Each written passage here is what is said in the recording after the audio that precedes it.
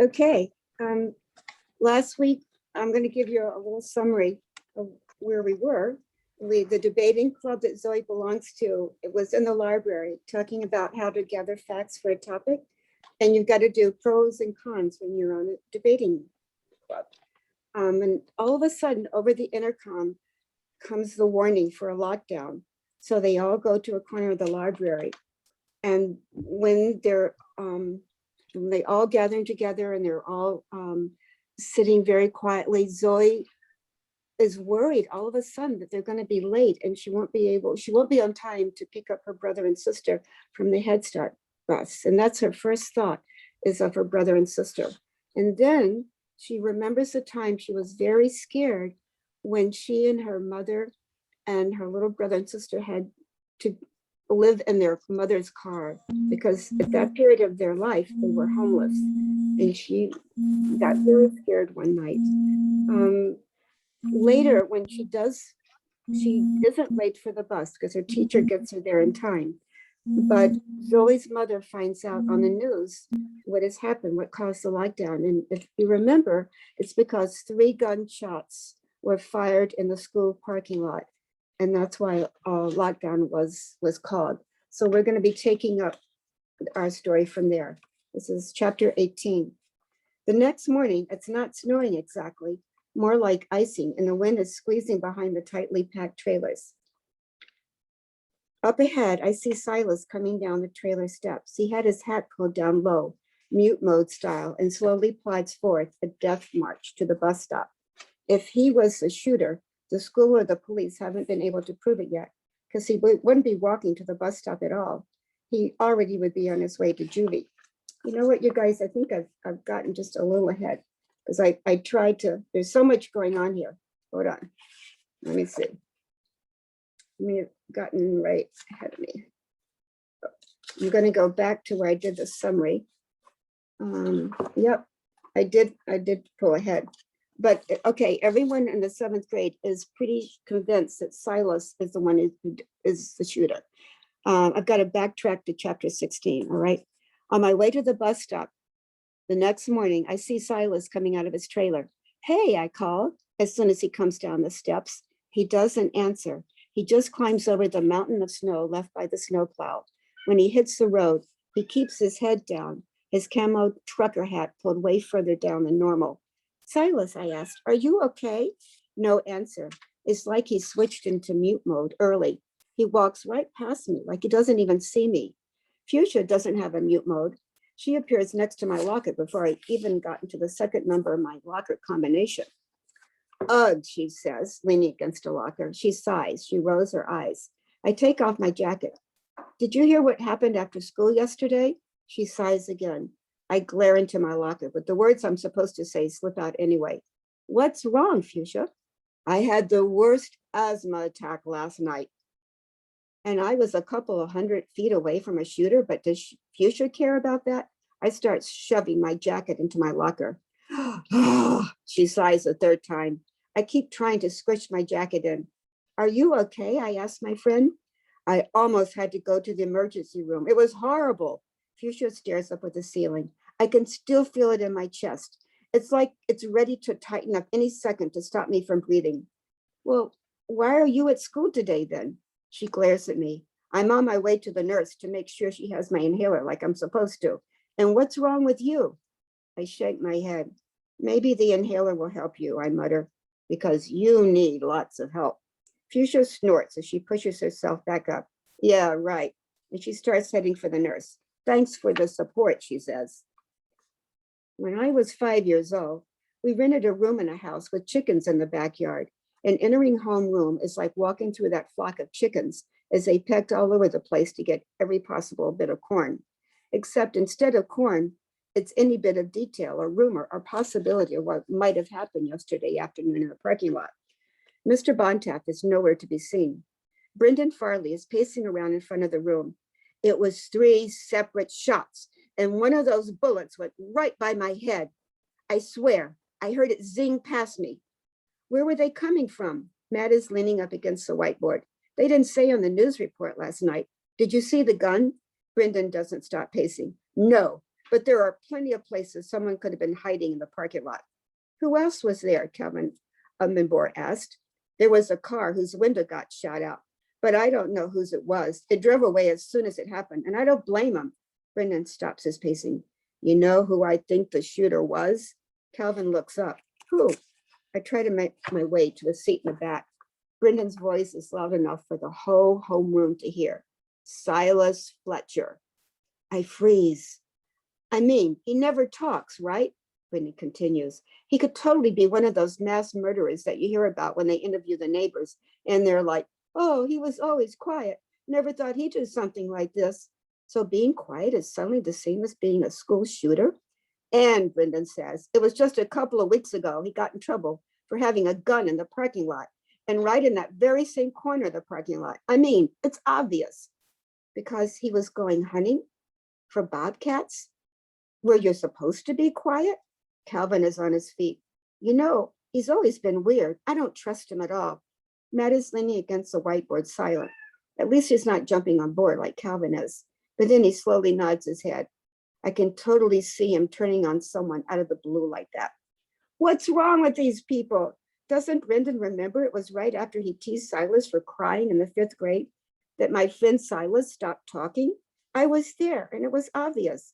Doesn't he get it as someone lines up people to place bets on your time to cry? You might decide to zip your real self up and not come out again? What's wrong with these people? Why don't they understand why Silas doesn't talk? And just because he yanked that zipper up doesn't mean that 3 years later he's going to turn around and start shooting at people, even if they're people who bullied him the most, right? I mean, he was all weird and mute this morning, but that doesn't mean anything, right? All right, ladies and gentlemen, have a seat. I turn to see Mr. Bontemps in the doorway. We have something we need to talk about. I hustle to take a seat in the back and keep my head down. Mr. Bontemps is about to say that my friend Silas Fletcher was the shooter yesterday. I don't want to see him do it. Maybe I can block my ears and pretend nothing happened at all. Mr. Bontemps starts talking.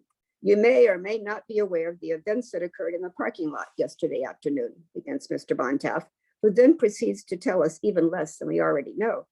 To make things even worse, he encouraged people who may know something about the event to come forth and to speak with the administrators, and says your identity will be protected if you do. Brendan already has his hand up. He might as well be holding up a torch in one hand and a pitchfork in the other. The whole rest of the school day is like that. By lunchtime, the entire 7th grade class is obsessed with the idea that my friend Silas Fletcher was the shooter. Even the girls at the lunch table are talking about it. And they're nothing like Brendan Farley and Nat Hubbard, who always like they know what's going on. They tuck their heads down and don't get involved. Like when those public hearings about guns happened last year, their families were nowhere to be seen, even though they were the ones that probably should have been right in the middle of it, since their families go hunting, and they aren't terrified of guns like some of the other kids. By the first period after lunch, nobody even has to be convinced anymore. They all moved on to talking about when Silas is going to get called down to the principal's office, or making plans for how they'll take him down if he tries to go all Call of Duty on them. I heard that a couple of girls started crying and refused to be in the same room as Silas during English class. The only part of the day that's about something different is when Mrs. Rochambeau pulls me aside after social studies. I want to make sure you're still planning to go to tomorrow's debate club, she says. I've been going for the past week, haven't I? She keeps on talking. And this time, I want you to come ready to speak up. I think your viewpoint is going to be particularly valuable. I swallow. Speaking up is a different story. The next day, most of the debate club kids are already in their seats when I ease myself into the chair next to Lydia, who's back to drawing cats. Matt is leaning over another table, but Miss Rochambeau calls everyone to attention. He quickly takes a seat. As you know, we ran out of time on Monday and we weren't able to vote on the topic. I decided to choose it myself, but I think you'll agree we don't have any other option. She turns to write on the board. She writes on the board, resolved, the right to own a gun is part of what it means to be an American. No one says anything at first, not even the 8th grade boy who had 50 different ideas for topics 2 days ago. Lydia has stopped drawing cats. I can sure argue against that. We'll have to argue for it too. Mrs. Rochenview crosses her arms. That's the point of a debate club. No one says much as Mrs. Rochenview points to the list of websites up on the board. These will have relevant statistics and ideas for talking points to get you started. You'll be working on your table groups to prepare. And then tomorrow I'll be selecting one person from each table to take part in our mock debate. There are 3 laptops at our table already, and Matt pulls one of them over towards him. I'll check out the Center for Disease Control first. You guys should start with the others so we can share notes. I'm still frozen in place from Mrs. Rochenview's words. She wouldn't choose me to be in the mock debate, would she? I sneak a peek at her, leaning over one of the 8th grade boys' notebooks and pointing out a few gaps in the logic here. Oh yeah, she totally would pick me. I look around, starting to panic. Lydia has pushed a laptop over to me and I open it, but I can feel my octopus skin turning all agitated and red. I quickly type in the website address for the Bureau of Alcohol, Tobacco, and Firearms that's listed on the board. Oh my gosh, Matt says, staring at his screen. Look at how many more people die because of guns in the US compared to the rest of the world. It's like we're living in a war zone. I try to stay in control of my breathing. I peer over at a screen. There's a bunch of bar graphs, but I don't want to take the time to figure out what each bar graph means because I just want to say, oh yeah, you're so right. And I do. Matt nods and starts writing things in his notebook. I found my way to the firearms frequently asked questions part of the site, but it's 10 pages long and it's super duper detailed about stuff I've never heard of. It doesn't have any cool graphs like Matt found. But Matt is copying stuff down in his notebook like a madman. So I pick out a question at random and just start copying it down. At least I've got something to do. I do my best to ignore the fact that my leg is starting to go all jittery. I'm halfway through writing out the question. Is there a way for a prohibited person to restore his or her right to receive or possess firearms or ammunition when Lydia interrupts? I mean, this whole thing is ridiculous, she explodes. Look at the pictures of those kids who've been killed. If we'd been in that parking lot at the wrong time, we could have been pictures on this website. It could have been our parents talking about how we were always being kind to other people and worked hard and all that. I can't believe we're going to have to argue both sides of this debate. No one should have guns. Is she serious? What about the nice girls at the lunch table whose families go hunting? Yeah, Matt says, copying one of the bar graphs into his notebook. It's like arguing both sides of a resolution about how puppies should or shouldn't be put to death. One side is right and the other is evil. I sit on my hand because it's starting to shake too. Lydia rubs her forehead. I just don't get why, when it comes to guns, our country is like, oh yeah, take that thing that's used to kill people and do whatever you want with it. Well, I finally speak up. Well, except for the laws against murder and stuff, I blurt out. Lydia doesn't take her eyes off her laptop screen. Come on, Zoe. If people didn't have guns in the first place, we'd be way better off. What? What did she say? I love to go hunt. Would Silas be better off if his family didn't have guns?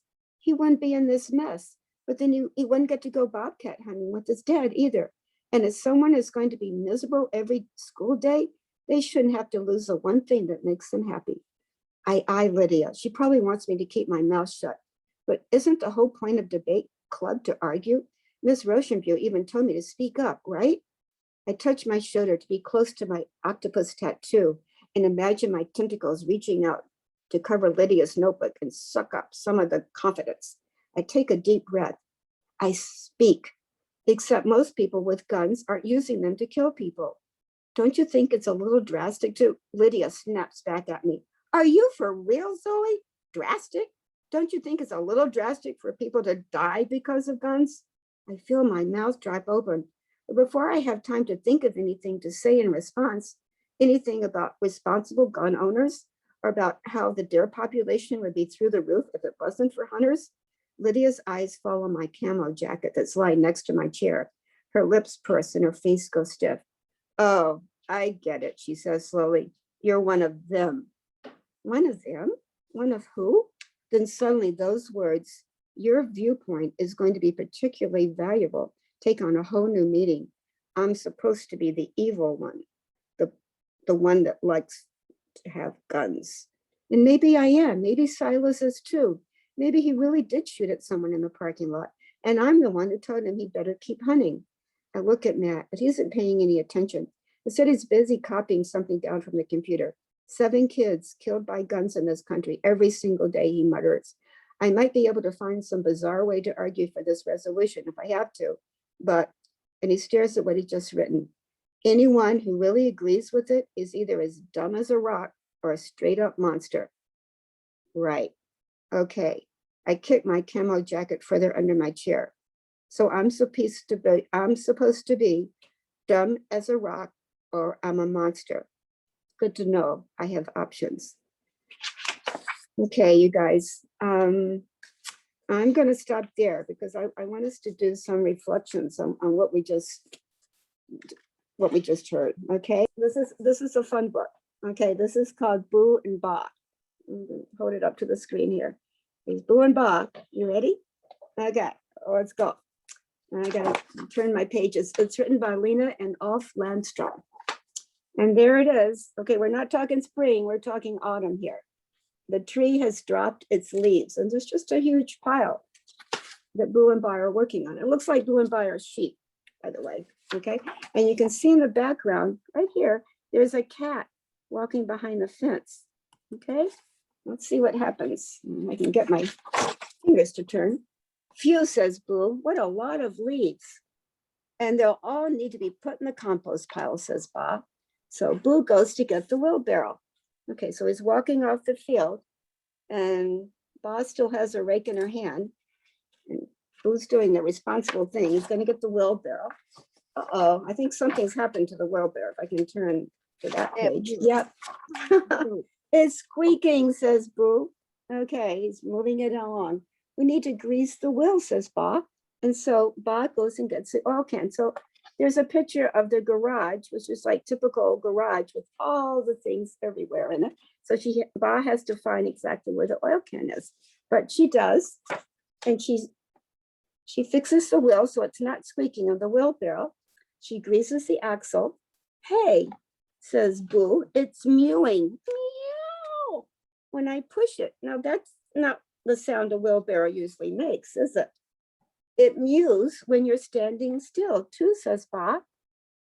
And you see the reason maybe why it's mewing up here? Boo and Bob thinks this is weird because they're not looking up. There's a cat up in that tree. Remember that black cat that was coming along by the fence? A cat. They finally see the cat because it's putting its head down. He goes, meow. Uh-oh. It's afraid to climb down, says Bob. But they're talking under the tree. We must help it. Hey, we can go get some fish, says Boo. And so Boo opens a can of sardines. This is in the kitchen. And there's her kitchen. Let's hope she's hungry, says Bob. I don't know. Would you guys climb down a tree for a can of sardines? I don't know. But then we're not cats, right?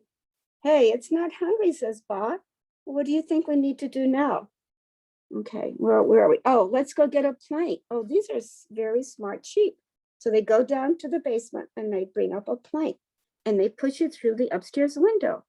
Hey, I think that's a really smart solution. Let's see what happens. It doesn't dare. Okay, there's the plank reaching from the window, but it's a little scary, but it is touching the tree branch that the cat is on. But the cat does not want to cross over. Uh-oh. It was a good idea, but it didn't quite work. Good thing there's a ladder handy. So they go get a ladder and they put it up to that tree branch. Now, if it dare goes into the plank, shouts Bob, but what happens? It breaks and the ladder's falling down. And who's left hanging from the branch with the cat? It's Boo. Uh-oh, there's a problem. Now they're even in worse shape. Let's see. Turn the page. Okay, here we go. Lousy ladder, says Boo, and he climbs to safety up on the tree branch. Boo can't get down, and I'm hungry, he says. Never mind, says Bob, I'll be right back. So where's the cat? Okay, you know what? The cat. Okay, I'm seeing the cat's tail right here. So when Boo landed on the cat's branch, the cat actually went into the window. Okay, so now there's another problem. Boo can't get down and Boo is hungry.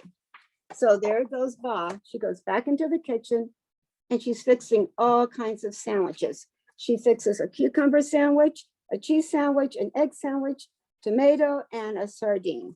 I mean, why not? They've got the can of sardines open, right? And Bob ties the rope to the basket. Watch out.